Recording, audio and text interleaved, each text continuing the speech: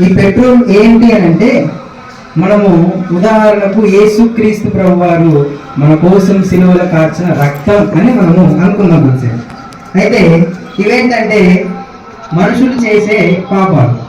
అయితే ఈ మనుషులు చేసే పాపాలు చూడండి, అంటే ఈ పెట్రోల్లో పోసినప్పుడు ఎలాగైతే అది కరిగిపోయి క్షమించబడుతున్నాయో, అలాగే యేసు క్రీస్తు ప్రభు వారు కూడా మన పాపాలను ఏం చేస్తున్నాడు అని అంటే క్షమిస్తూ ఉన్నాడు.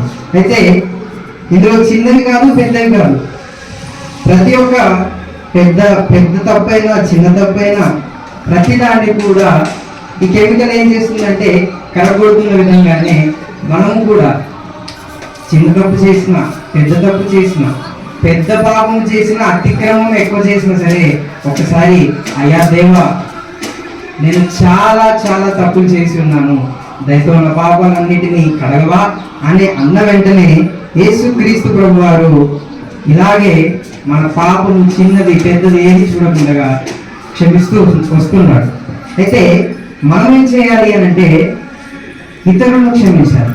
ఎలాగైతే యేసుక్రీస్తు ప్రభు వారు చిన్న పాపాలని పెద్ద పాపాలని క్షమిస్తూ వస్తున్నాడో, మనము కూడా అంటే మనల్ని దేవుడు క్షమిస్తున్న విధంగానే మనం ఎలా ఉండాలి అంటే ఇతరులను కూడా క్షమించవాలి. వాస్తవానికి సంఘంలో, సమాజంలో మనం చిన్న చిన్న వాటికి మనస్పర్ధాలకు గురయ్యి ఇతరులను క్షమించిన వాళ్ళని వారిగా ఉండిపోతాం.